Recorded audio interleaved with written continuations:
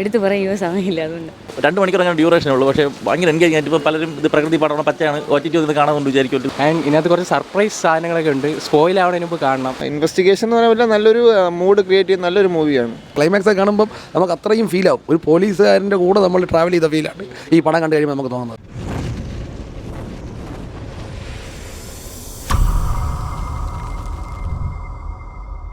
കൊള്ളായിരുന്നു.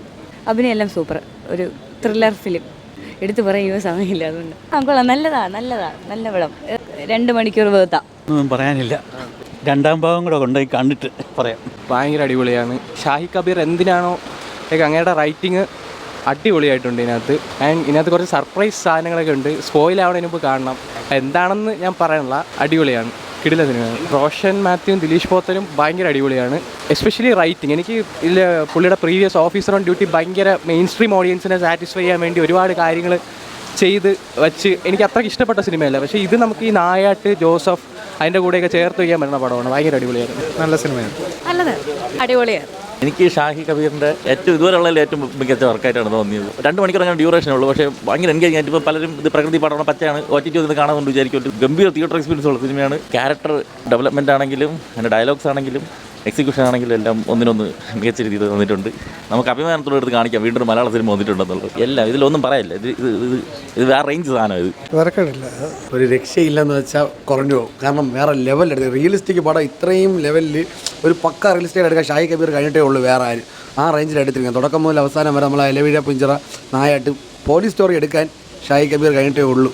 നമ്മൾ ക്ലൈമാക്സ് ഒക്കെ ആകുമ്പോഴത്തേക്കും ഭയങ്കരമായിട്ടൊരു ഫീലും കാര്യങ്ങളൊക്കെ ഉണ്ടാവും. സെക്കൻഡ് ഹാഫ് ഒരു രക്ഷയില്ല. അവരെ ബോണ്ടും കാര്യങ്ങളെല്ലാം തിയേറ്ററിൽ കാണാൻ പറ്റിയ ഒരു മസ്റ്റ് വാച്ച് പണം തന്നെയാണ്. രണ്ടുപേരുടെയും ഒരു ഫ്രണ്ട്ഷിപ്പ് ബോണ്ടുണ്ട്. ആ ബോണ്ട് സൂപ്പറായിട്ട് എടുത്ത് വെച്ചിട്ടുണ്ട്. കേരളം കത്തിച്ച് ദിലീഷ് പോത്ത തിരിച്ചു വരും. ആ റേഞ്ചിൽ എടുത്തിട്ട് ഒരു രക്ഷയില്ലെന്ന് വെച്ചാൽ കരിയർ ബെസ്റ്റ് പെർഫോമൻസ് ആണ് എന്ന് വേണമെങ്കിലും പറയാം. നമുക്ക് ഒന്നും പറയാൻ പറ്റാത്ത ഒരു മനസ്സിൽ തട്ടുന്ന ഒരു ലെവലുള്ള ക്ലൈമാക്സ് ആയിപ്പോയി.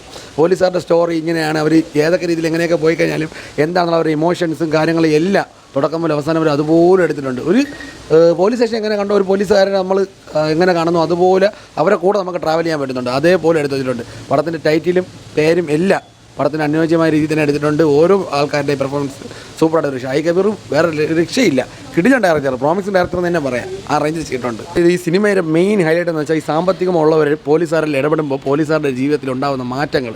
അതായത് ഒരു മേലുദ്യോഗസ്ഥൻ സാമ്പത്തികമുള്ള ആൾക്കാരുടെ കൂടെ ഇടപെട്ട് കഴിയുമ്പോഴത്തേക്കും കീഴുദ്യോഗസ്ഥന്മാർക്ക് ഉണ്ടാകുന്ന ബുദ്ധിമുട്ടുകൾ അതിനാണ് ഈ പടത്തിൽ എടുത്ത് പറയാനുള്ളത്.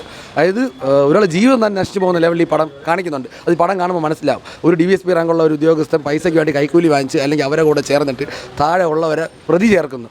ഒരു കുറ്റമോ കാര്യങ്ങളോ ഒന്നും ചെയ്തില്ലെങ്കിൽ അവരുടെ ജീവിതം തന്നെ ചെറിയ കേസുകൾക്ക് മാറ്റി പോകുന്നു. പോലീസ് സ്റ്റേഷനിലും പോലീസുകാരിലും നടക്കുന്ന കാര്യം അതുപോലെ ഷാഹി കബീർ എടുത്ത് വെച്ചിട്ടുണ്ട്. അതിനാണ് പടത്തിലെ മെയിൻ ഹൈലൈറ്റ്. കാരണം ഒരാളെ ജീവിതം നശിച്ചു പോയി. ക്ലൈമാക്സ് കാണുമ്പോൾ നമുക്ക് അത്രയും ഫീൽ ആവും. ഒരു പോലീസുകാരൻ്റെ കൂടെ നമ്മൾ ട്രാവൽ ചെയ്ത ഫീലാണ് ഈ പടം കണ്ടു കഴിയുമ്പോൾ നമുക്ക് തോന്നുന്നത്. തിയേറ്ററിൽ കാണാൻ പറ്റിയ ഒരു പടം തന്നെയാണ്. കൊള്ളാം, നന്നായിട്ടുണ്ട്.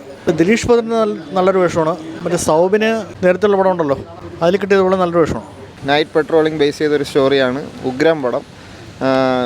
എന്തുവാ പറയുക, പുള്ളിയുടെ ഷാഹി കബീർ വീണ്ടും അങ്ങനെ തെളിയിച്ചുകൊണ്ടിരിക്കുകയാണ്. നല്ല സ്ക്രിപ്റ്റ് റൈറ്ററാണെന്നുള്ള രീതിയിൽ പുള്ളി നല്ലൊരു മേക്ക് ചെയ്തിട്ടുണ്ട്. അടിപൊളിയായിട്ട് പടം ഡയറക്റ്റ് ചെയ്തിട്ടുണ്ട്. നല്ല കാസ്റ്റിംഗ് എല്ലാം ഉഗ്രനായിരുന്നു. അഭിനയിച്ച എല്ലാവരും നന്നായിട്ട് തന്നെ ചെയ്തിട്ടുണ്ട്. നല്ലൊരു പോലീസ് സ്റ്റോറിയാണ്. നൈറ്റ് പെട്രോളിങ്ങിനുള്ള പോലീസിനെ കൂടുതലും റിലേറ്റ് ചെയ്യാനായിട്ട് പറ്റും. നല്ലൊരു ഇൻവെസ്റ്റിഗേഷൻ എന്ന് പറയുമ്പോൾ നല്ലൊരു മൂഡ് ക്രിയേറ്റ് ചെയ്യുന്ന നല്ലൊരു മൂവിയാണ്. അടിപൊളിയായിട്ടിരുന്ന് കാണാം. കൊള്ളായിരുന്നു. നല്ല അഭിനയമായിരുന്നു. പടം നൈസ് പടമാണ്. നമ്മൾ ഷാഹി കബീർ എന്ന് പറയുന്ന സംവിധായകൻ്റെ പേര് കൊണ്ട് തന്നെയാണ് ഈ സിനിമയ്ക്ക് കയറിയത്. നൈസ് പടം. ഒരു തിയേറ്റർ എക്സ്പീരിയൻസ് നൽകിയൊരു പടമാണ്. പോലീസ് സ്റ്റോറിയാണ്. ഒരു നായാട്ട് വൈബൊക്കെ അടിച്ച് ദിലീഷ് പോത്തനായാലും റോഷനായാലും അടിപൊളിയായിട്ട് ചെയ്തിട്ടുണ്ട്. ഒരു ബെസ്റ്റ് തിയേറ്റർ എക്സ്പീരിയൻസ് നൽകിയ ഒരു സിനിമയാണ്. നോർമൽ രീതിയിൽ പോയൊരു ഇതാണ്, പക്ഷേ എനിക്ക് ഇഷ്ടപ്പെട്ടു. നല്ലൊരു എക്സ്പീരിയൻസ് നൽകിയൊരു സിനിമയാണ്.